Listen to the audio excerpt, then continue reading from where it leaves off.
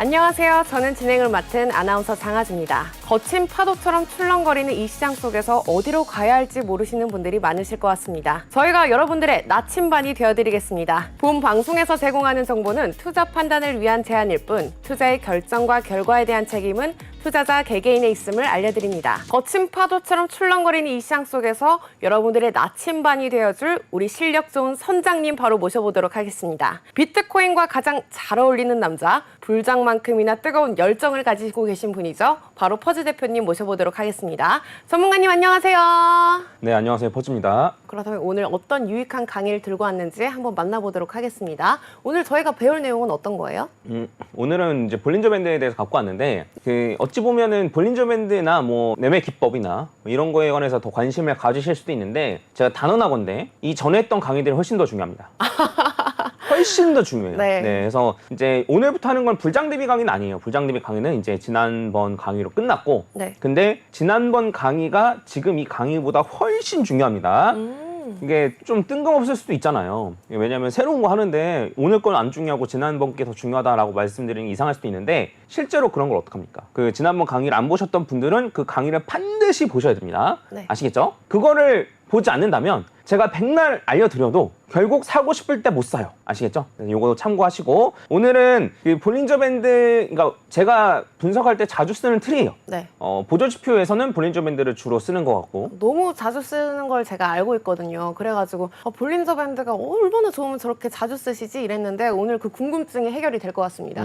네, 그리고 엘리엇 파동도 쓰긴 쓰는데 엘리엇 네. 파동은 제가 많이 변형해서 써요. 그 기존에 잘 알려진 것들과 제가 저한테 맞춤으로 좀 쓰기 때문에 엘리엇 파동을 좀 알려드리긴 어려울 것 같아가지고 볼린저 밴드 일단 갖고 왔습니다. 네. 자, 오늘 요거 들으면은 볼린저 밴드가 뭐냐를 완벽하게 이해하실 거예요. 어설픈 전문가들보다 여러분들이 더 잘 알게 될 겁니다. 제가 장담합니다. 그리고 사자와 아닌 사람을 구별할 수도 있을 거예요. 아, 사자와 아닌 사람이요? 네, 진짜 아는 사람과 사자도 구분할 수 있을 겁니다. 이 강의를 들으면 여러분들한테 좋은 정보를 주는 사람들, 제가 없다 하더라도 잘 구분하실 수 있으면 좋을 것 같고, 그럼 한번 강의를 같이 보도록 하겠습니다. 일단은 볼린저 밴드를 먼저 이해하려면 이동평균선에 대해서 먼저 이해를 해야 돼요. 네. 이동평균선에 대해서 제가 설명을 드릴 건데, 이동평균선은 아마 많이들 들어봤을 겁니다. 맞아요. 그래서 이동평균선도 뭐 지수이동평균, 뭐 단순이동평균 막 나와 있는데, 지금 제가 이제 보여드리는 건 단순이동평균 기준이고, 그 이동평균선이 뭐냐면 단순히 이렇게 선이 그어져 있어요. 파란색 선이 이동평균선이거든요. MMA? 네, 맞습니다. 네. 네, 이동평균선인데 무빙 에버리지라 그래서 이제 MA라고도 불러요. 네. 그래서 앞에 요건 SMA인데 요건 심플 무빙 에버리지 해서 단순 이동 평균입니다. 뭐 이건 중요하지 않고. 네. 그래서 요 순간에서의 그 이동 평균선 값은 여기에요. 근데 이 값이 도출되는 원리를 제가 설명드리면, 자, 이거는 30MA인 건데 그러면 그 전에 있는 봉이 30개. 요 30개 봉의 종가 마감. 종가 마감이 뭔지부터 설명드려야 되나? 우리 코즈오브투데이 시청자분들은 수준이 높으셔가지고 그쵸. 그 정도는 다 알고 계시죠? 네, 그래도 설명을 좀 드리면, 봉이 시작할 때 만약에 이제 양봉이라고 치면 여기서 시작을 하고 뭐 왔다 갔다 하다가 여기서 끝나거든요. 이게 이제 여기 자리가 종가 마감이에요. 뭐 이해하셨을 거 생각하고 이 종가 마감을 다 더한 다음에 30으로 나눠요. 그래서 이제 요걸 산술 평균이라고 얘기하는데 하나도 안 중요합니다. 어쨌든 요거를 다 더한 다음에 딱 30으로 나눈 게 요거란 소리예요. 뭔 말인지 이해가시죠? 그러면 여기 있는 얘 같은 경우에는 여기서부터 기준 30개 전까지 해가지고 다 해가지고 평균 낸 게 여기란 뜻인 거예요. 뭔 말인지 이해갔죠? 그래서 이 이동평균선은 30이 기준이면 과거 30개 봉의 종가 마감의 평균이다. 이렇게 이해를 하시면 됩니다. 그러면 왜 이동평균선을 사람들이 많이 얘기하는지, 뭐 골든크로스, 데드크로스 뭐 이런 식으로 얘기하는데 그거는 뭐 지금 다룰 건 아니고, 근데 이제 30개의 평균이다 보니까 해당 기간에 사람들의 심리를 반영해요. 여기는 요 가격이 요 30일 동안 사람들이 샀던가 팔았던가 할 거 아니에요. 네. 그 사람들의 심리를 반영하기 때문에 요 선이 중요하다고 얘기하는 거예요. 그래서 막 심리가 모아져 있는 선 막 이렇게도 말을 하던데 맞아요? 맞아요. 정확해요. 그래서 어떠한 특징들을 갖냐면, 만약에 떨어지면, 이게 쭉 떨어지잖아요. 떨어지면 여기 선에서 저항을 받습니다. 요 심리적인 선에서 저항을 받고, 여기도 마찬가지고 떨어질 때는 요 심리적인 선에서 저항을 이렇게 받아요. 그리고 올라갈 때는 요 심리적인 요 선에서 이동평균선에서 지지를 받으면서 올라가요. 이렇게 확인되실까요? 네. 네, 이런 식으로 지지를 받으면서 올라간단 말이에요. 여기서도 떨어지는 추세에서는 저항을 받고 떨어지고 이런 식으로. 네. 그리고 횡보 구간인 경우에는 지지도 저항도 받지 않는 거예요. 그래서 이 이동평균선을 기점으로 왔다 갔다 거리는 거예요. 그런데 그렇게 하면은 지지받을 때 사고, 저항받을 때 팔면은 간단한 거 아니에요? 와, 대박. 너무 바보 같은 질문인가요, 혹시? 너무 똑똑한 질문이에요. 아, 그래요? 네. 너무 근데 방금 그래프로 봤을 때는 딱 그렇게 보여가지고. 맞아요. 네. 네, 이거 이따가 설명할 거였는데 이게 결과적으로는 전 그렇게 활용해요. 오. 네, 이따가 예시를 들어서 제가 혹시나 잊어먹으면 말해달라고 얘기해 주세요. 네. 그래서 이동평균선은 이렇습니다. 아까 전에 제가 설명한 대로 사람들의 심리가 모였기 때문에 올라가면 여기서 지지받는다. 이 선에서. 떨어지면은 요 선에서 저항을 받는다. 그리고 횡보하는 경우에는 그냥 이 선을 기점으로 왔다 갔다 한다. 이게 이동평균선의 특징이에요. 자, 그리고 이동평균선을 갑자기 왜 얘기했냐면 볼린저 밴드를 봤을 때 선이 3개거든요. 이렇게 볼린저 밴드를 봤을 때 선이 3개인데 요 가운데 있는 선이 이동평균선이에요. 그래서 볼린저 밴드에 대해서 설명할 때 요 이동평균선에 대해서 얘기했고, 그러면 요 가운데 있는 선에 대해서 얘기했으니까 요 위에 선 아래 선에 대해서 얘기를 해야 되잖아요. 네. 그래서 요 위에 선 아래 선에 대해서 이제 얘기를 할 건데, 이거는 요 정규 분포표. 어떻게 아시네요, 정규 분포표에 대해서. 아, 그럼요. 그래도 코즈부투데이 방송 진행해야 하니까 공부를 좀 해봤습니다. 네, 대단해요. 근데 여러분 머리 아프다고 생각할 필요 하나도 없어요. 제가 간단하게 설명할 거예요. 자, 요거 옛날의 기억, 수학을 배웠던 기억을 잘 되새기면 좋을 것 같은데, 자, 보시면은, 자, 여기가 M이 가운데가 평균이고, 그 다음에 여기가 요렇게 생긴 요게 표준 편차예요. 그래서 마이너스 알파, 마이너스 뭐 2알파, 뭐 마이너스 플러스 알파, 플러스 2알파 이런 식인데, 마이너스 2랑 플러스 2알파 요 사이에 여기서부터 여기까지가 여기 평균이 여기고 여기서부터 여기까지가 들어갈 확률이 95%라는 뜻이에요. 자, 무슨 소리냐면 제가 정리해 드릴게요. 자, 이런 식으로 이해하면 돼요. 어느 한 반에 남자애들 남고의 어느 한 반에 애들이 키를 다 쟀단 말이에요. 근데 평균이 170이야. 네, 평균이 170이고 표준 편차가 5야. 그러면 마이너스 2알파 하면은 160이고 플러스 2알파 하면 180이잖아요. 네. 그러면 요 안에 반에 있는 애들이 들어갈 확률이 95%라는 뜻이에요.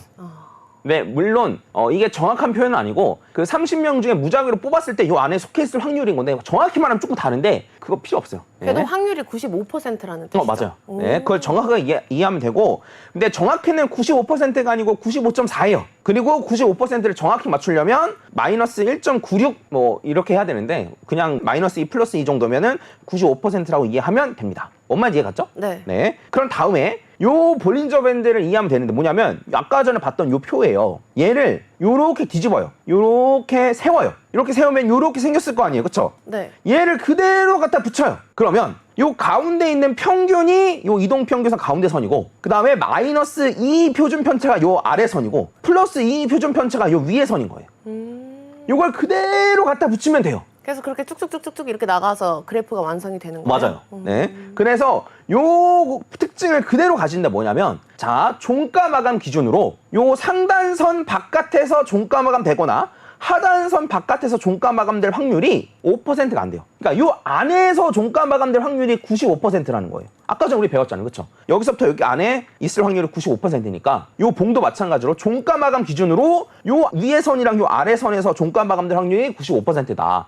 근데 요것만 봐도 바깥에서 종가 마감 많이 됐는데 라고 생각할 수도 있는데, 길게 보면 봉을 100개, 1000개, 10,000개 이렇게 길게 보면 어쨌든 95%의 수렴만 난 뜻이에요. 그럼 여기서 요 특징이 나오는데 뭐냐면, 요 바깥으로 나가면 안으로 다시 들어와야 돼요. 그러니까 한 번, 두 번, 세 번 나갈 수는 있겠지만 결과적으로 안으로 들어와야 된단 말이에요. 왜? 요 안에서 종가 마감될 확률이 95%니까. 이해가죠? 네. 그래서 안으로 들어오는 방법은 두 가지가 있는데, 하나는 아래로 조정을 받으면 안으로 들어오고, 그 다음에 하나는 옆으로 횡보하면 안으로 들어오죠. 뭘로 들어오는지 몰라요. 근데 요 안으로 들어올 가능성은 높다라는 걸 알 수 있다는 거죠. 자, 그러면 볼린저 밴드를 구성하는 요소들을 이제 살펴봤는데, 그래서 실제로 볼린저 밴드 세팅할 때 요 위에 있는 길이는 이동평균선의 길이 20mA로 할 건지 30mA로 할 건지, 기본적으로는 20mA가 기본 세팅이에요. 그리고 클로즈라는 건 종가 마감. 네. 그리고 표준 편차를 2로 하면은 95%고, 그 다음에 3으로 하면은 99%인 거예요. 네. 네, 요런 식인 겁니다. 그러면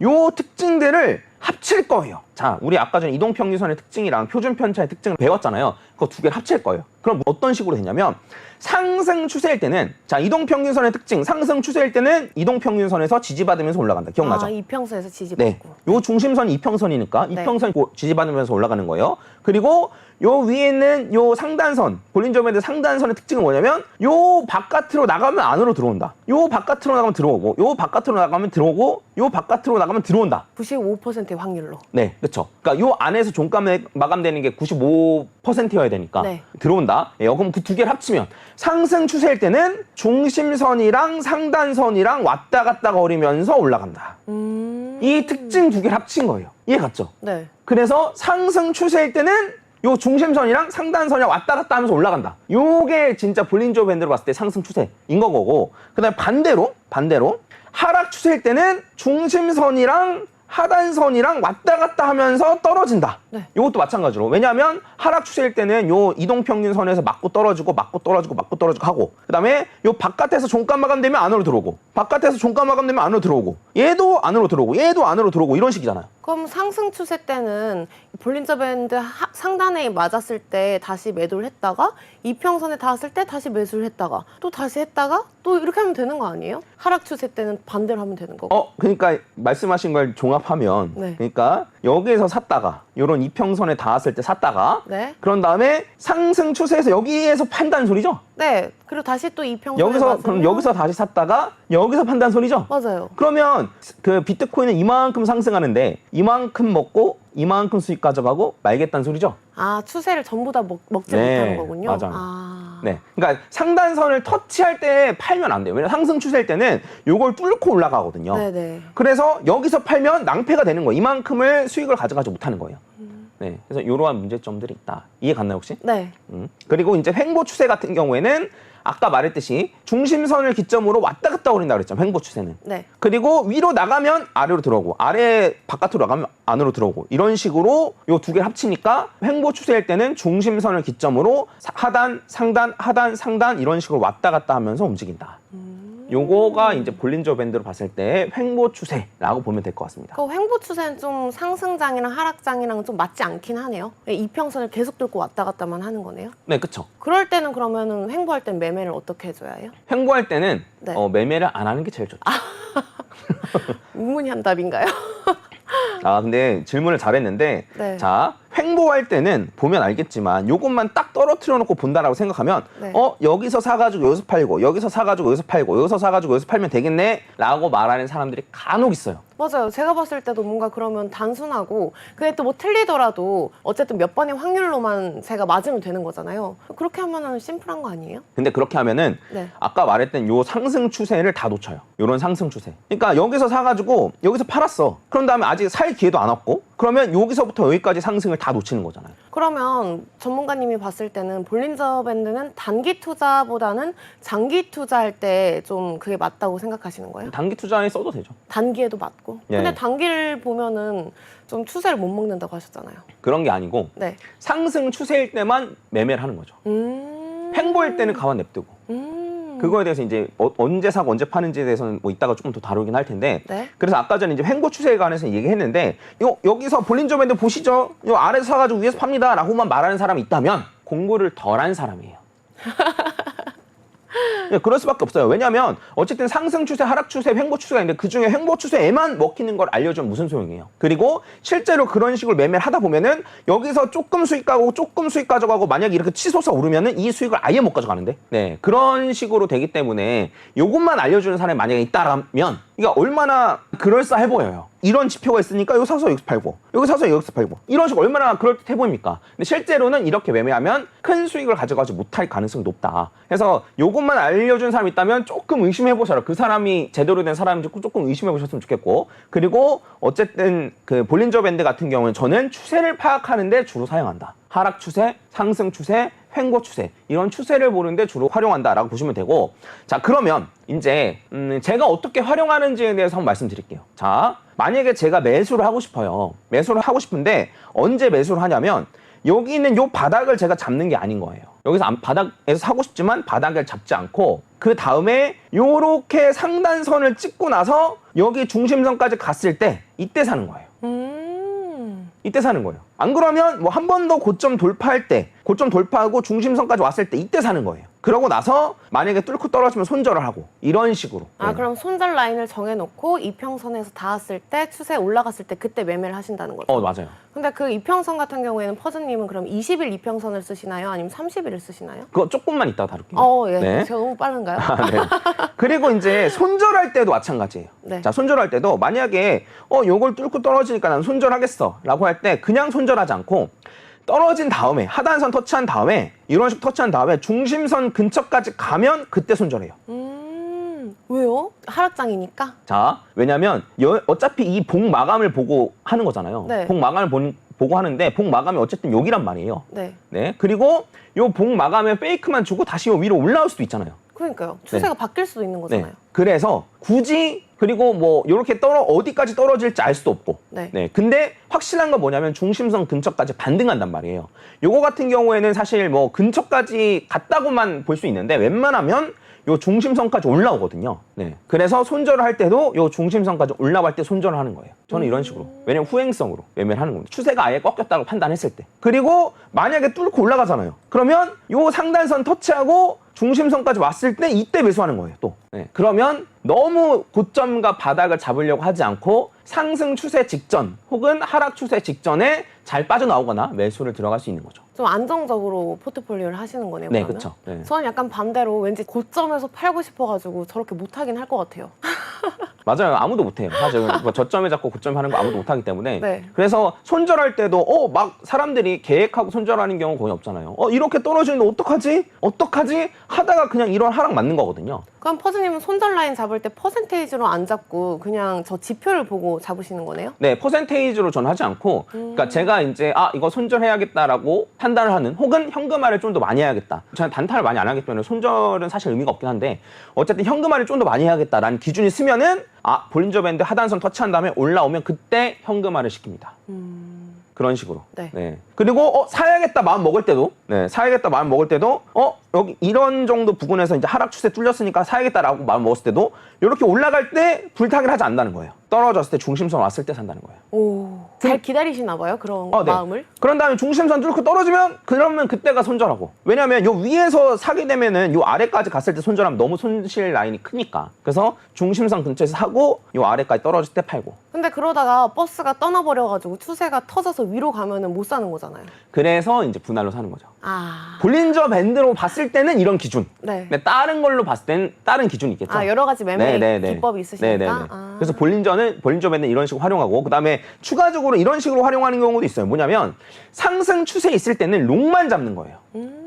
자, 롱숏 개념은 이제 롱은 올라갈 때 수익을 가져가는 거고 숏은 떨어질 때 수익을 가져가는 거예요. 근데 요런 추세, 이런 상승 추세일 때 숏을 잡으면 너무 무섭잖아요. 맞아요. 그래서 요럴 때는 롱만 잡는 거예요. 쉽게 말하면 현물만 하는 거예요. 그리고 하락 추세일 때는 숏만 잡는 거예요. 그러면 탈출하기 훨씬 수월해지니까. 그리고 만약에 현물한다라고 하면 하락 추세일 때 현금 비중을 더 많이 높이는 거죠. 요런 자리에서 이제 현금 비중 높이겠죠. 이런 식으로. 네. 진행을 하는 거죠. 그래서 저는 추세를 보는 데도 많이 활용을 합니다. 요런 추세다. 추세가 이런데 지금 알트코인 들어가야 됩니다. 뭐 데드캣 나오기 좋은 자리예요. 이런 식으로 매매하지 않는다는 거예요. 데드캣이 나와도 많이 나오지 않고 추가적으로 더 떨어질 가능성이 큰데, 데드캣은 이렇게 떨어졌다가 잠깐 튀어오른 이런 걸 데드캣이라고 얘기합니다. 네. 죽은 고양이가 튀어오른다 이런 뜻인 거예요. 약간 휩소 같은 개념인가요? 네, 휩소까지는 아니지만 너무 많이 떨어지면은 한번 반작용으로 올라오는 경우가 있으니까. 네, 그래서 이런 식으로 활용을 좀 많이 해요. 그래서 저는 이걸로 이제 정확히 매매를 하고 매수를 해야 되고 뭐 이런 걸 따진다기보다는 어쨌든 추세를 좀 판단하는 경우가 많고, 그 다음에 매수를 해야겠다라는 생각이 들었을 때 조금 더 좋은 자리를 잡기 위해서 활용을 좀 많이 하는 편입니다. 이해 갔죠? 네. 여기까지는? 네. 완전 이해 갔어요. 네. 자, 그럼 아까 전에 이제 질문 줬던 거를 같이 좀 해보도록 할게요. 뭐냐면, 네. 자, 아까 제가 계속 21선, 31선에 대해서 얘기를 많이 했는데, 기본적인 세팅은 21선이 맞거든요. 근데 저는 31선을 주로 쓴단 말이에요. 네. 그거에 대해 설명을 한번 해볼게요. 네. 자, 뭐냐면, 그 이동평균선은 그 기간의 심리를 반영한다고 그랬잖아요. 맞아요. 해당 기간의 심리를 반영한다고 했으니까, 그러면 어느 기간의 심리가 중요한가? 그러니까 모든 선이 다 그런 거 아니에요. 특정 선에서 더 잘 지지받고 특정 선에서 더 잘 조정받는 경우가 있단 말이에요. 근데 요 21선이라는 건 뭐냐면, 주식에서 온 거거든요. 그래서 주식에서 왜 21선이 왔냐면 네. 주식은 일주일에 며칠 거래하죠? 5일만 거래하죠. 맞아요. 그럼 한 달이면? 20일이군요. 그래서 한 달의 심리인 거예요. 주식에서 20일 이동평균선은 한 달의 심리가 모여 있는 거예요. 이해 갔죠? 네. 그러니까 뜬금없이 20이 왜 사람들의 심리를 잘 반영하는지 모르겠잖아요. 네. 근데 주식을 거래한 날은 일주일에 5일이고 한 달이면 20일이기 때문에 한 달의 심리를 반영한 거다라고 보면 됩니다. 이해 갔죠? 네. 그러면 코인은 일주일에 5일만 거래하나요? 아, 24시간 일주일 내내 거래가 되니까 30일을 쓰는 네, 맞아요. 그래서. 아. 그래서 30일을 쓰는 거예요. 그래서 보면은, 자, 위에는 20이고 아래는 30이고 이건 비트코인 차트인데, 네. 하락 추세일 때는 요 중심선까지 가면은 저항을 받는다 그랬잖아요. 그러면 얘는 근데 살짝 선 위로 올라갔다 떨어지고, 얘도 선 위로 올라갔다 떨어지잖아요. 근데 네. 얘는 선 위로 안 올라가요. 이런 식으로. 아, 그럼 암호화폐 어쨌든 차트랑은 저희는 30일이 맞는 거네요? 저는 그렇게 생각하는 거예요. 네. 네. 그러니까 왜냐하면 본인한테 맞는 선을 고르면 돼요. 이런 설명을 듣고 28일 선을 쓰시는 분도 계시더라고요. 4주 해가지고. 네. 근데 이제 20이랑 30을 단순하게 비교하면 제 기준으로 봤을 때는 저는 그 조금 더 민감하게 움직이거나 이런 건 필요 없어요. 그럼 7일선을 보든가 5일선을 봐야죠. 근데 그것보다는 상승 추세, 하락 추세일 때 이런 휩소가 있냐 없냐가 중요해요. 근데 21선을 보면 이런 식의 휩소가 있단 말이에요. 원래대로라면 31선을 보면 이렇게 잘 저항받고 떨어지니까 하락 추세라는 게 명확하잖아요. 네. 근데 요 21선을 보면 여기 하락 추세 끝난 건가? 하다가 떨어지고 하락 추세 끝난 건가? 하다가 떨어지고 이러한 장면들이 생기니까 저는 21선을 잘 안 쓴다는 거예요. 자, 그리고 요것도 마찬가지로 이렇게 상승 추세일 때 얘는 여기서 정확하게 잘 지지받았는데 얘는 이런 식으로 아래로 내려갔다 올라가죠. 이런 부분들도 있고 그다음에 추가적으로 하나만 더 보여드리면 얘 같은 경우는 하락 추세인 건데 얘가 올라갔을 때 요 31선에서 맞고 떨어지는데 21선에서는 위에 올라갔다가 떨어지잖아요. 그쵸? 뭔가 그럼 저항이랑 지지선이 예민하지가 않는 거네요? 그쵸. 예민하다라고 표현하면 맞는지 잘 모르겠는데 어쨌든 여기에서 저항받고 여기서 지지받고 이런 걸 따질 때는 네. 네, 31선은 저는 좀 더 맞는 것 같다라는 생각을 하는 거죠. 이해 갔죠? 네. 네. 그러면 이제 본인들이 여러분들이 알아서 그러니까 그 주식에서는 5일선 많이 쓰거든요. 5일선 많이 쓰는 이유도 일주일에 5일 동안 하기 때문이에요. 그럼 코인에 적용시키면 7일선을 쓰면 되는 거고. 그러네요. 그렇죠. 네, 이런 식으로 한번 본인한테 맞는 지표 혹은 맞는 선 이런 걸 한번 찾아보시면 좋을 것 같고 이런 이유를 알아야지 맞는 걸 찾아볼 수 있단 말이에요. 그냥 21 세팅 고정이 되어 있으니까 그냥 계속 틀리든 맞든 계속 21 세팅만 쓰다가 볼린저 밴드 안 맞네. 이러는 사람도 있단 말이죠. 근데 그런 사람들은 좀 공부를 덜 하셨을 수도 있고 혹은 이런 걸 아셨으면 내가 나한테 맞는 선을 찾아야겠다 이런 식으로 생각을 할 수 있는 거죠. 그래서 이런 거에 대한 재밌는 게 있는데 네. 설명을 하나 해드리면 자, 그 주식에서는 121선 매매법이라는 게 있어요. 네. 들어본 적 있어요? 아니, 120일 이평선을 보는 건 알고 있어요. 그래요. 네. 맞아요. 그래서 120일 이평선 위로 올라가면은 사고, 네. 요 120일 이평선 아래로 떨어지면 팔고 이런 거예요. 네. 근데 120일 이평선이 자, 주식은 한 달이 20일이잖아요. 네. 그렇죠? 그러면 120일이면 반년, 6개월. 네, 6개월이에요. 네, 6개월이에요. 근데 이거를 그대로 코인에다 갖다 쓰면 맞겠어요, 틀리겠어요? 6개월 기준으로 하면 맞지가 않겠네요. 그래서 똑같이 121선을 쓰면 안 되고 네. 121선 매매법을 코인으로 갖고 오려면 80일 맞아, 써요. 180일을 갖고 와야 돼요. 뭔 말인지 이해 갔죠? 저 산수 잘하죠. 네, 너무 잘하는데요. 네. 그래서 실제로도 보면 자, 이 빨간색이 120일, 네. 검은색이 180일, 파란색이 26조 이게 반년인 네. 거예요. 그래서 코스피는 주식이잖아요. 네. 주식이니까 요 빨간색이랑 파란색 선은 일치하는데 요 검은색 선은 일치하면 안 되는 거예요. 그래서 보면은 빨간색 선이랑 파란색 선은 여기에서 이렇게 일치하는데 검은색 선은 달라요. 그렇죠? 이거 확인돼요? 네. 네. 근데 코인은 달라요. 코인은 요렇게 요렇게 요 181선이랑 26주 선이 일치하고 121선이 틀려야 되는 거예요. 코인은. 왜냐면 주 7일이니까. 그래서 보면은 요 검은색 선이랑 파란색 선은 일치하는데 빨간색 선만 따로 놀아요. 그래서 요거를 좀 잘 확대하면 이런 식으로 검은색 선이랑 파란색 선이랑 거의 일치하면서 움직이고 빨간색 선을 따로 돕니다. 네. 그래서 주식을 보면 주식은 이런 식으로 얘네 둘이 일치하고 그다음에 코인 같은 경우에는 얘네 둘이 이렇게 일치하는 거예요. 왜? 주식은 일주일에 5일만 영업하고 코인은 주 7일 다 하니까. 거래할 수 있는 날짜가 다르니까 저렇게 이평선에 대해서 숫자가 달라지는 거군요. 맞아요. 그래서 주식에서 오는 경우 많거든요. 주식에서 뭐 무슨 매매법 뭐 이런 식으로 많이 오는데 그거를 코인에 그대로 적용시키면 안 된다는 거예요. 그러니까 그대로 적용시키는 사람은 왜 121선을 쓰는지도 모르는 거예요. 그런 공부조차 안 한 거예요. 그래서 좀 안타깝다. 물론 내가 그런 것도 알면서 121선을 해봤는데 맞더라. 이런 거면 모르겠어. 근데 주식에서 121선 쓰니까 코인에서도 121선 보면 됩니다라고 생각을 한다면 제가 맞아요. 기본 세팅값이 보통 20일이랑 다 이렇게 120일이랑 이렇게 돼 있어가지고. 네, 맞아요. 그게 다 저도 주식에서 그래서 온 거니까. 코인도 그렇게 보는 줄 알았거든요, 사실. 그래서 왜 이렇게 쓰는지를 이해하면 네. 어떻게 변형해야 될지가 보이는 거죠. 네. 그래서 일반적으로 이제 얘기를 할 때는 네. 아까 전에 말했듯이 사실 뭐 5일선, 7일선도 사실 잘 안 써요. 솔직히 말하면. 5일선, 7일선 요건 너무 짧아서 잘 안 쓰고 그다음에 그 기준으로 삼는 걸 한 달. 한 달을 기준으로 삼고 그다음에는 한 분기. 한 분기면 3개월이잖아요. 네. 네. 그다음에 반년. 네. 반년 그다음에 1년. 네. 이런 식으로 많이 씁니다. 네. 그래서 그 241선, 뭐 200일선 요런 건 이제 1년짜리인 거고. 근데 코인으로 적용시킬 거면 365일선이나 52주선을 써야 되는 거죠. 네. 그래서 요런 식으로 잘 이해를 하시면 될 것 같습니다. 아시겠죠? 그래서 121선이면은 코인에서는 굉장히 이상해요. 4달이에요.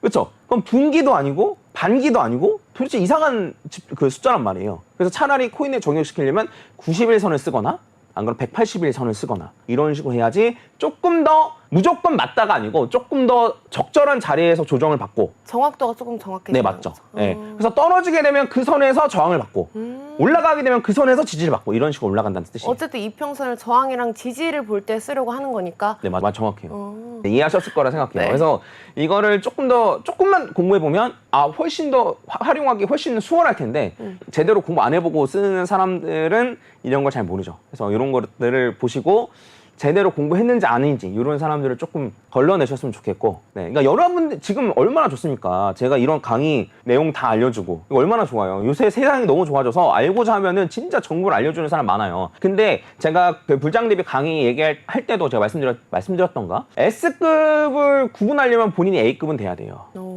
이 사람이 전문가다 아니다, 제대로 된 사람이다 아니다를 판단하려면 본인이 어느 정도 공부를 해야 되는 겁니다. 사업 운영하시는 분들도 아실 거예요. 정말 뛰어난 직원을 데리고 오려면 그 분야에 내가 어느 정도 알고 있어야 돼. 네, 그런 것처럼 제대로 된 사람들, 그러니까 여러분들이 저 정도까지 공부할 필요는 없지만 제가 제대로 된 애다 아니다 정도는 여러분들이 구분하실 수 있어야 됩니다. 이런 의미에서 좀 말씀드렸으니까 좀 참고하시면 될 것 같습니다. 약간 그거 생각나는데요. 막 좋은 사람을 알아보려면 내가 좋은 사람이 돼야 하는데 약간 이런 그런가요? 갑자기 너무 문과적으로 갔나요? 네. 근데 뭐 마냥 틀린 말은 아닌 것 같긴 해요. 네. 그래서 볼린저 밴드 강의는 요 정도까지고 네. 좀 쉬었다가 요걸 활용해서 분석하는 걸 제가 한번 보여드리도록 할게요. 네, 좋아요. 저희 2교시 내용은 어떤 거죠? 아까 볼린저 밴드를 배웠으니까 네. 그걸 활용해서 실제로 한번 분석을 해보도록 하겠습니다. 매매 전략을 짜주시는 건가요? 저는 다양하게 얘기하긴 하는데 포트폴리오를 짜주시는 뭐 건가요? 그런 것까지는 아니고 근데 어쨌든 실습을 한번 해봐야 되잖아요. 네. 직접 문제를 한번 풀어봐야 되니까 그래서 같이 한번 보도록 하겠습니다. 자, 일단은 이거는 비트코인 차트거든요. 그래서 네. 이제 여기 비트코인 차트인데 이제 배우셨으니까 아시겠지만 네. 자, 여기는 상승 추세죠. 맞아요. 그렇죠. 요 중심선이랑 상단선이랑 왔다 갔다 하니까 상승 추세인 거고 그 다음에 상승 추세가 여기서 깨진 거죠. 그렇죠. 갑자기 횡보를 하는 건가요? 네, 그래서 요 중심선 아래로 떨어졌으니까 만약에 상승 추세가 이어지려면 여기서 지지받고 올라갔었어야 됐죠. 네, 근데 이제 이게 깨졌기 때문에 어쨌든 여기서부터 하락 혹은 횡보로 생각할 수 있는 거예요. 근데 어쨌든 중심선을 기점으로 왔다 갔다 거리니까 일단 횡보라고 생각하면 되는데 그래서 방금 전에 배운 거 복습하는 거예요. 그래서 이런 구간에서는 이제 상승 추세, 그렇죠? 그다음에 여기서는 횡보 하다가 다시 상승 추세로 전환 이런 식으로 파악을 하면 되는 겁니다. 그래서 제가 어떤 식으로 매매했는지를 말씀드리면 자, 요거를 뚫고 떨어졌을 때 여기를 뚫고 떨어졌을 때 뭐 요것만 보고 한 건 아닌데 사실 전 추세선 보고 한 거긴 한데 어쨌든 여기 부근에서 제가 손절이라기보다는 현금화를 해야겠다고 생각했어요. 여기에서 현금화를 해야겠다고 생각했는데 여기서 굳이 현금을 할 필요가 없었던 거예요. 왜? 중심선까지 올라가니까. 그렇죠? 그래서 중심선 근처 여기에서 현금화를 진행했습니다. 이해 갔죠? 네. 그래서 원래대로라면 사실 여기서 현금화하겠다라고 현금화할 수 있는데 이 현금화 자체도 똑똑하게 할 수 있다는 거예요. 요렇게 위로 올라왔을 때 현금화를 진행을 했습니다. 요거는 뭐 제가 인증한 것들 영상들도 있는데 뭐 궁금하시면 찾아보시면 되고 자 그리고 이 이후로 어쨌든 요건 하락 추세라고 볼 수도 있고 요건 상승 추세라고 볼 수도 있긴 한데 요 정도는 사실 하락 추세나 하락 추세나 상승 추세라고 보기 어렵고 여기서부터 여기까지 쭉 횡보 추세로 이어지고 있다라고 보면 될 것 같아요. 매매하기가 너무 어려울 것 같아요. 안 하면 돼요. 자꾸 매매를 하려는 생각만 하고 있나요, 네. 제가? 그래서 이제 여기에서 횡보 추세가 계속 이어지고 있는데 네. 횡보 추세에서 상승 추세로 전환이 되려면 어떻게 해야 되냐면 얘가 여기 상단선 터치했잖아요. 뚫어줘야 하나요? 아니요. 여기서 조정을 지금 뚫어줄 수도 있고 아니면 그냥 지금 조정받을 수도 있고 뚫게 되면 어쨌든 조정을 와요. 무조건 오는데 요 조정 받았을 때 중심선에서 지지받아야 돼요. 그럼 중심선에서 지지받고 올라가면 이런 식으로 중심선과 상단선 사이에서 왔다 갔다 올라가는 상승 추세가 완성이 되는 거예요. 그래서 제가 분석할 때 뭐라고 얘기하냐면 떨어질 때 중심선에서 지지받는 게 중요하다. 그게 아니면 결국 횡보다.